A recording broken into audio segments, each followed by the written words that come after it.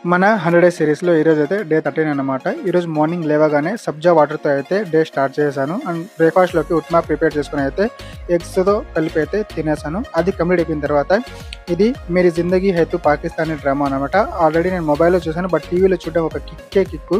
And చాలా అంటే చాలా నచ్చింది నాకు ఇది. ఇంకా రెండోసారి అయితే టీవీలో చూస్తా ఉన్నా. అండ్ 11:30కి అట్లా అయితే జామకాయ, పపాయ అయితే తినేసాను.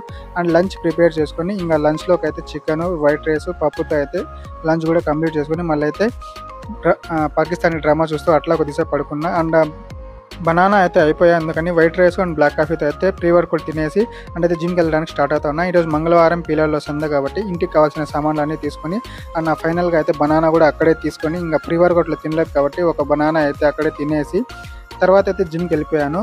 మనకి ఎంత బద్ధకంగా ఉన్నా కూడా జిమ్కి వెళ్ళగానే ఒక మోటివేషన్ వస్తుంది వర్కౌట్స్ చేయడానికి. ఇంకా వర్కౌట్స్ అన్ని కంప్లీట్ చేసుకొని ఇంటికి వచ్చి అండ్ డిన్నర్ సింపుల్గా తినేసాను. అండ్ జామకాయ, చికెను అండ్ పుదీనా చట్నీతో అయితే నా డిన్నర్ కంప్లీట్ చేసుకొని తర్వాత అయితే సంత నుంచి తెచ్చిన వెజిటేబుల్స్ అన్నీ కూడా క్లీన్ చేసి అండ్ అయితే ఫ్రిడ్జ్లో అయితే పెట్టేశాను.